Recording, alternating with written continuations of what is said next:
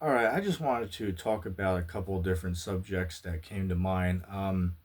The other day, I got a comment from somebody, and they said, they were agreeing with what I was saying in the video, but then they said that they disagreed on when I made a mention and said that, the modern day, Christianity, they basically have whitewashed the Bible. And basically, what that means is just that they make everybody in the Bible look like a white person, right? And somebody might say it might be just a light thing, but the truth is, though, is the Bible actually tells us that the Israelites and Christ himself were actually people of color, right? The Bible says that Christ had dark skin.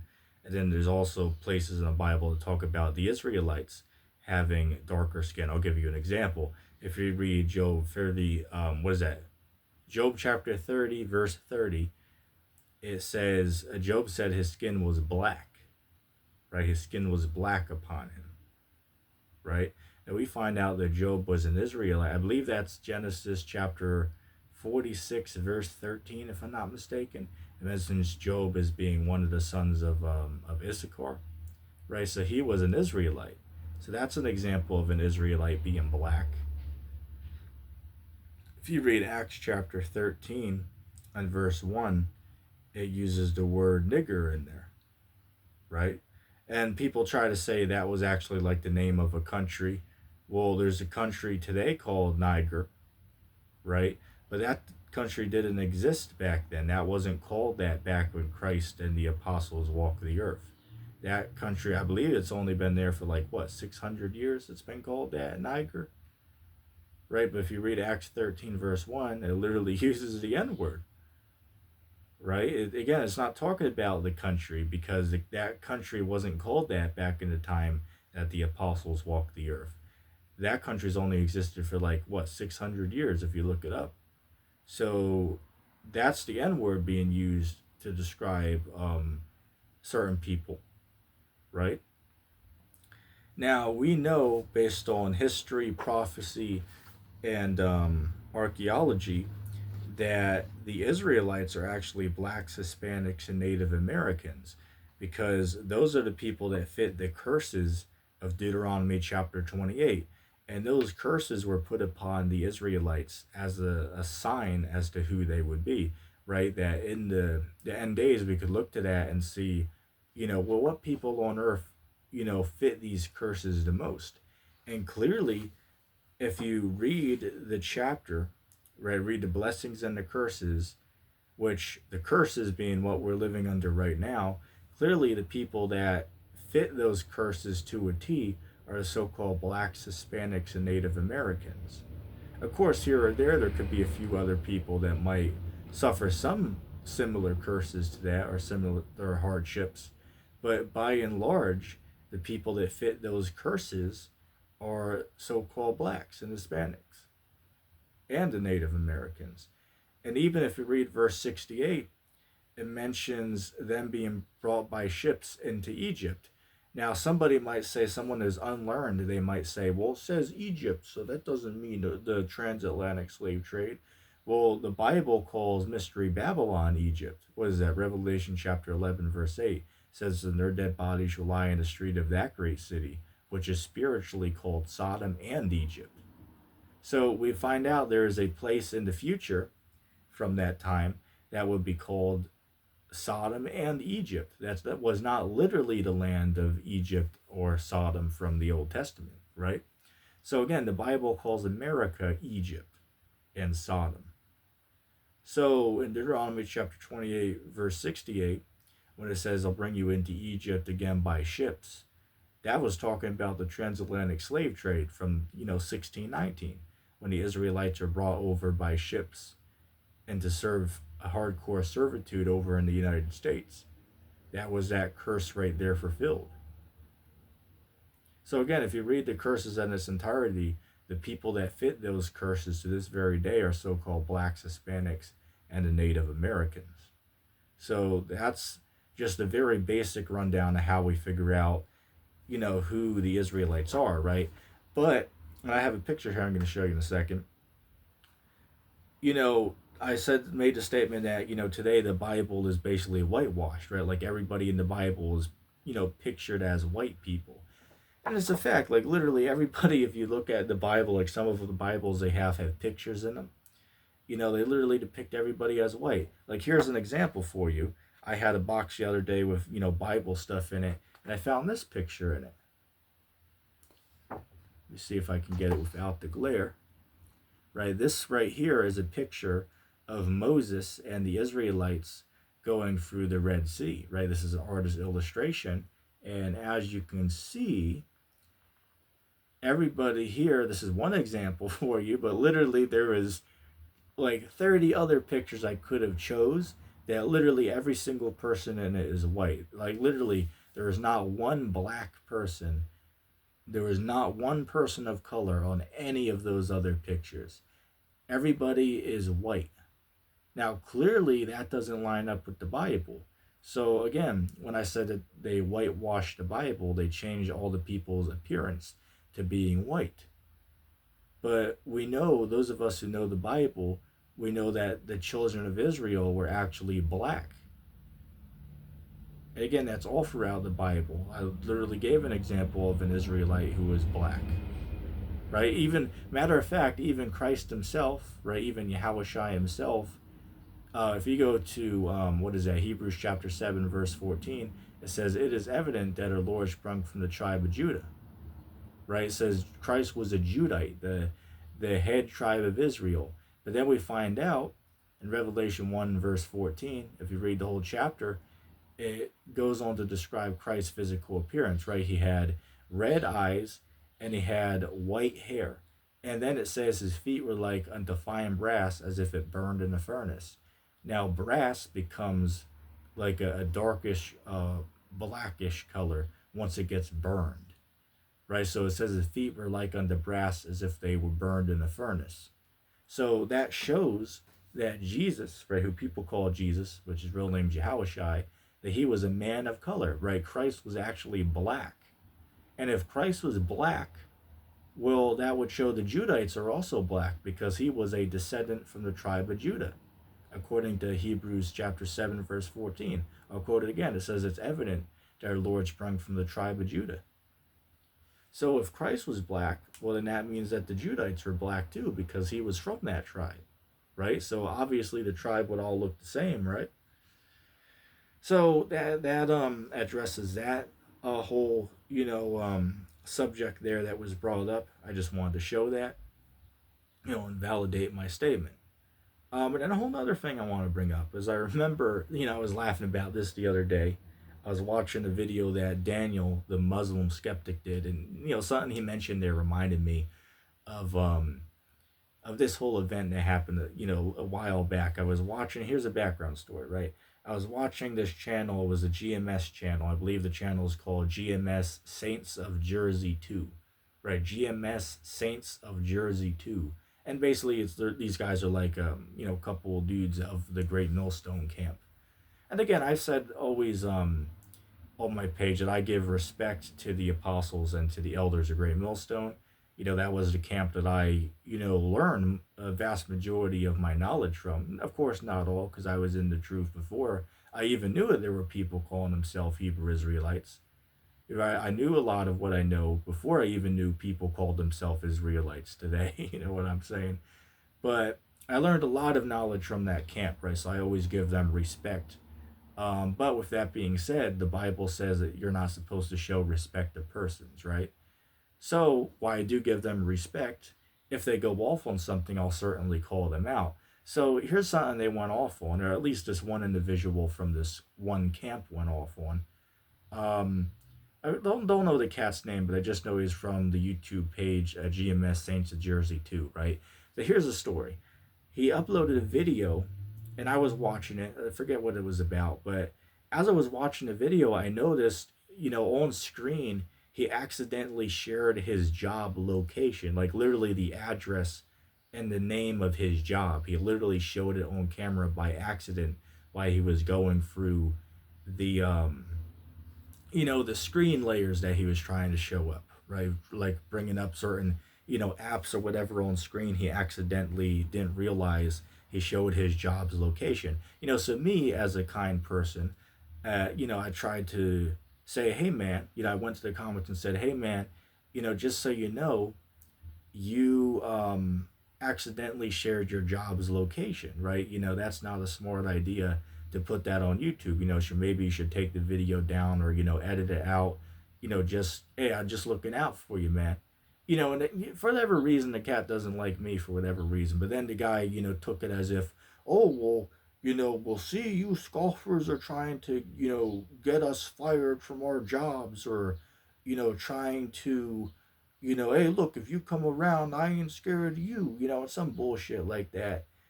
Like even Apostle Gabar, he even said multiple times that there are a lot of niggers in GMS.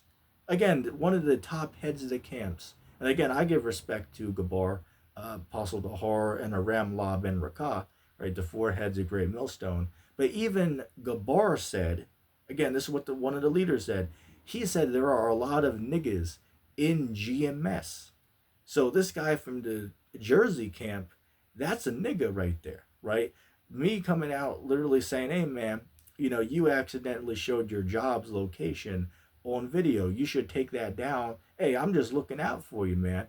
Because let me tell you something from my own experience, man. There's literally people out there that, based on what we teach, they actually want to cause you harm, right? And they actually might come after you in certain ways.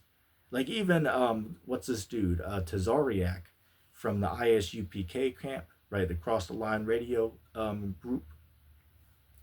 He even said on one of his streams that, somebody reported him to his job, right? They found out where he worked and they reported him, and then his boss almost got him fired, but then they came to an understanding. But they tried to get him fired, right? Because they found out his job's location, so they called up his boss and, gave him his YouTube channel and, tried to get the man fired for what he's saying, right? So with this individual in the Jersey camp, I simply said, hey man, you accidentally put your job's location, you should just remove that, because you don't want that on the internet, man. Again, I'm not saying I'm doing anything with that, but from my experience, I'm just telling you that it's not smart to share that on the internet. And then somehow, just for me being a friendly and respectable person, he somehow, attacks me like I'm like some type of like person that was gonna like, report him to his job or something, just because I simply told him that, you should just take that off the internet, man, because you don't want that on there. Like again, I just fail to see like how I was the bad guy in that scenario, right? Like how again, even if you don't like me, it's like, well, how am I the bad guy in this scenario? I'm just simply telling you, I'm doing a kind gesture for you because you didn't realize you accidentally gave your address like a buffoon, right? You literally, like a dumbass, showed your address to your job on the internet.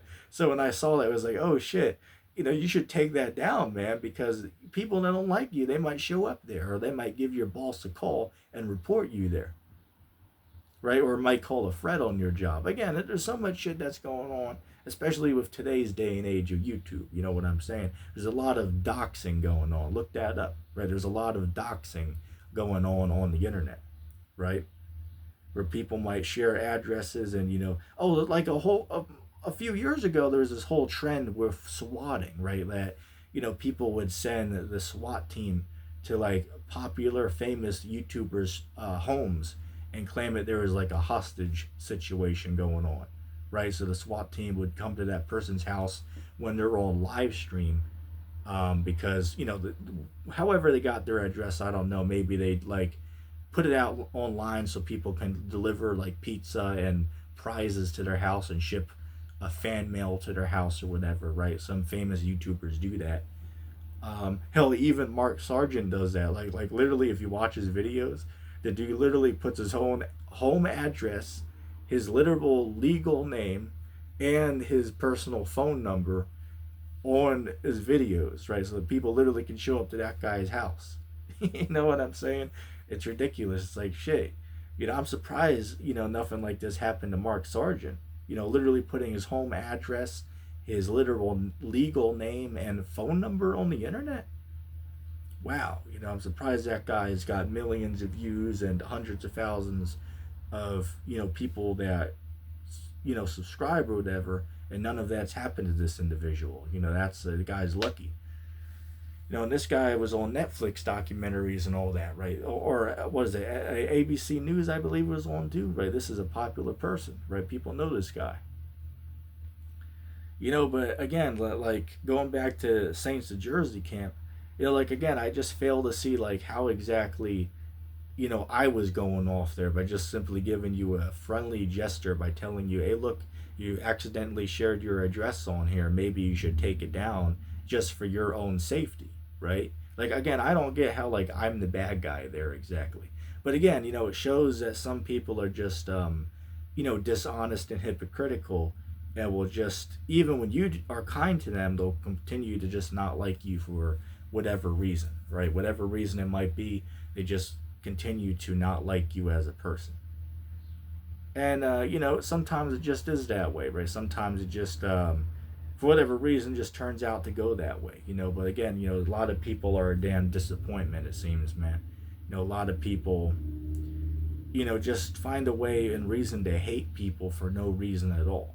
And that's not right, man. Do you really think that Christ was walking the earth literally hating everybody? like no, man. Like, we even see examples in the Bible where Christ gave heathens blessings, like the Canaanite woman, right? She came to Christ, begged him for you know, uh, um, she begged him to perform, a miracle by healing her daughter, right? At first, Christ didn't want to do it, so he tried to go away from her. But then, when the woman humbled herself and humbled to Christ, he did what she asked. So Christ showed heathens blessings, right? That doesn't mean they're going to be saved as far as salvation, but a heathen can receive a blessing, right? But but yeah, it's like Christ, when he was walking the earth, he wasn't just showing hate and disrespect to everybody. I mean, he was a kind and loving person. Of course, he had anger at times as well, just like any person has. But to pretend that Christ was just like some type of like gangster, hippie, thug, I mean, that's just not true. It's just not what you see when you read the story of Christ. I mean, of course, when he returns for his second coming, there's going to be a lot of, violence going on, of course. But when he came humble the first time to die on the cross, Christ wasn't going around like some type of hippie, thug, simp. That wasn't what Christ acted like when he was on the scene. Christ was a very humble and respectable person. He was born. Hell, it even says that he didn't even have a place to lay his head, right? So Christ was what you would call today a couch surfer, right? Like, how people that might not have their own place to like stay at their friend's house, right, crash on their couch for a couple nights, right? Call that couch surfer. That's what Christ basically was back then in those terms, right? He didn't really have a place to call his own. So we today would call him a couch surfer. That's what Christ was back then, right? In the gospel, if you read, he stayed at multiple different people's, houses in different instances. Just grab some water real quick.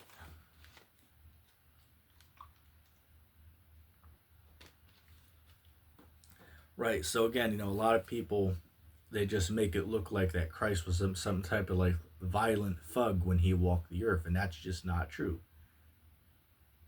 Again, we got to keep the Bible in context here, right? We got to keep the Bible in context, but a lot of people just don't like to do that.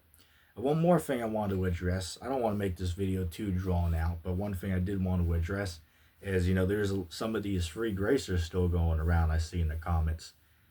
And the whole new thing that they keep bringing up is like this whole thing about like, it's a free gift, right? Salvation is a free gift. So if you're saying that, you got to do works and keep the law to get salvation, well, then it's not a free gift then, right? It's not a free gift. But you know what the funny part though is even according to the free grace ideology, they'll sit there and claim it's a free gift, but they even believe you have to do something to get the free gift, right? And how somebody will say, well, how does that make sense? Well, it's simple, because if you ask them, how do you get saved? Well, you got to believe in Jesus. It's like, okay, well, then you got to do something to get the free gift, right? You have to believe in Jesus as the Son of God, that he died for forgiveness of sins. And if you truly believe in him, you'll get saved, according to these free gracers. But it's like, wait, you still agree you have to do something to get the gift, right? You have to believe in Jesus. Isn't that doing something? Believing in him, that's called doing something, right? So, in order to get the free gift of salvation, you still have to believe on Christ. So, even with the free grace mindset, you still have to do something in order to get the free gift. So, yeah, we're saying, yeah, salvation, right, is a free gift, but you have to do something to earn the free gift. It's very simple. You have to do something in order to get that free gift. And then, second of all, that free gift of salvation is not given for every person on earth, because it's only given to the children of Israel. But that's, above these individuals' IQ to go on to that. They see the word world and automatically think that the entire globe means that. But yeah, literally, there's like multiple examples in the Bible where the word world is used where it doesn't mean the entire world. Like, I'll give an example, right? If you read, what is that, James chapter 2, start at the top, it says that there went a decree from Caesar Augustus that all the world should be taxed. Now, clearly, in the context, it just meant like the Roman world, right? The territory that the Roman government had control over, right? When he gave the decree that all the world should be taxed, it was just talking about the territory that the empire ruled. It's like they weren't charging, taxing China, even though the Roman Empire had, trade with China. That doesn't mean they put tax on China. It was just talking about the territory they ruled over. China was an independent country. They've always been an independent country, right? They've always relied on themselves. Sure, they trade with other countries, but they're their own empire, right? That was never the Roman Empire. It was a totally different. They had something back then called the Silk Road, and that was like the trade route between the Roman Empire and the Chinese Empire, right? It's called the Silk Road, right? And they would trade materials like silk or different valuable materials that the Chinese might have that the Romans want, and then things that the Chinese want that the Romans have in abundance. They were traded on the Silk Road, which ironically today the Silk Road is like and don't use this by the way, I'm just giving the fact that this is what it is. The Silk Road today is like a website on the dark web where people buy like every drug in the world on.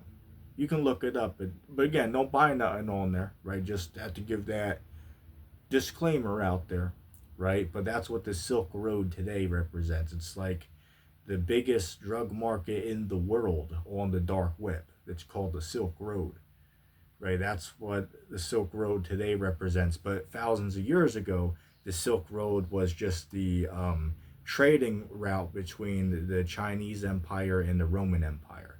But it shows you how things can change their meaning over the course of time, right? But again, going back to world, the example I gave there clearly shows that the word world has a context. Matter of fact, there's even another verse where it says that the entire world went after Christ. Clearly, the whole world didn't go after Jesus. It was just saying that a certain group went after Christ. Because the word world could have multiple different definitions. A group of people can be a world, right? Cosmos, which can mean a group, right? A group of people. In Isaiah 45:17, it calls Israel a world of its own, right? It says Israel will be saved in the Lord with an everlasting salvation, a world without end, right? So the Bible compares Israel to being a world of its own, right? So again, the word world can have different meanings. I'll give you an example of where it means the entire world. If you read, John 16:33, it says, in me you'll have peace, but in the world you have tribulation. I can agree in that context, the world there meant the entire so-called globe. I can agree that's an example where the world means the entire world. But in all the other examples, you can't prove that because words change uh, meaning based on the context. Just like being saved or receiving salvation, right? Somebody could be saved from a drug overdose. That doesn't mean that they got salvation as far as like living eternal life, right? It's just words have different meanings based on the context. I'll give you another example. Rahab the harlot. She got saved from the military attack that the Israelites did on the city of Jericho because she helped the spies, where she helped them escape. So they returned the favor and spared her and her family. But that doesn't mean that they got salvation as far as end time salvation, right? Going to heaven. They got salvation or got saved from that military conquest that the Israelites did when they sacked the city of Jericho. She got saved from the destruction. But that doesn't mean that she went to heaven. Again, the word saved has a context to it. Depending on the context it is used is how we determine the meaning of the word. Like again, I don't get like how this is like so difficult to understand. But here's a fun fact for you. And this is known around the world that the English language is the hardest language in the world to learn. And why is that? Because words have different multiple different meanings to them. Like say for instance, the word where, right? Like I could say, where are you going? Or he weared a pair of burgundy pants, right? He weared a pants, or excuse me, a pair of pants that were green, right? Or where are you going, right? Same word, but it has different context to it, right? And how do you determine the context of the word where is based on the way it's used in a sentence, right? Based on the context. So that's why um the English language is difficult to understand, right? One of the most difficult languages in the world to learn because multiple words can mean different things. So when you hear somebody talking using these words, you have to understand the context in which you're speaking in order to know what they're referring to because words have different meanings based on the context, right? So that's why the English language is more difficult to learn than many other languages around the world. No, but I don't want to make the video too drawn out. But it's just it's really funny to me, how these free grace are still going around. It's funny they think that they have like the moral high ground, but yet literally, I mean, these guys hell like I could beat a free gracer in the debate literally with you know my eyes, you know what's the word I'm looking for, with eye patches over my eyes and my hands tied behind my back. You know what I'm saying? With a damn blindfold on, right? That's the word I was looking for. Could literally beat these dudes any day, right? With my hands tied behind my back and with a damn blindfold over my eyes. Easy work, right? It's easy work to defeat a free gracer in a biblical debate. I mean, these guys are so unskilled with the word. It's really not even funny, man. It's really not even, it's really sad if you think about it. It's like a free gracer is like one of the easiest, and delusional Christians around. Literally think can sit on their ass all day, do nothing, and think they're going to heaven guaranteed when they die just because they said a couple magic words when they were like 8 years old and believed in Jesus and think they're going to heaven. I mean, but then they'll sit there and say that the people like us that teach law keeping and obedience to Jesus, that we don't actually teach to follow Christ. It's like what? I mean, like literally this dummy, one of the spiritual leaders in the free grace movement, Jack Smack 77, I call him Jack Crack. He literally said people that teach obedience to Jesus, though they don't believe in him, and they're teaching to disobey Jesus. Like, wait, why? How the hell could we be teaching to not believe in Jesus by teaching obedience to him? I mean, that is such asinine stupidity. It's retarded. But again, it seems to me a lot of these dudes, they just say bullshit because, well, they don't have anything better to do. So they literally say things that make no sense because they're so deceived and deluded in the brain that they literally think they're all guaranteed to go to heaven when they die just because they said a couple words. Right? So they'll literally sit there and say, well, they are the humble and they are the humble ones, right? They're being humble for God by saying that they're guaranteed to go to heaven when they die because they believe. But then people like me who teach obedience and law keeping and having righteous works, we are somehow like the prideful, even though we're literally sitting there saying, "Hey, look, we don't know if we're going to get saved or not because God, that's up to Him to decide who He's going to save." But meanwhile, them on the other hand, claiming that, "Oh yeah, I'm going to heaven when I die, guaranteed." They're somehow the humble ones, though, but we're like the prideful ones because we're talking about doing righteous things for God and keeping His words. It's like, think about how logically stupid that is. That's an illogical fallacy. It's really just dumb and stupid if you think about it. It makes no sense. But again, hey, the gullible are going to be gullible. The ignorant are going to be ignorant. That's just a sad fact of the world, right? The gullible will be gullible. The ignorant will remain ignorant. That's just a sad reality of the world. But I don't want to make this video too drawn out. I hope that lesson was edifying, and I'm going to say shalom.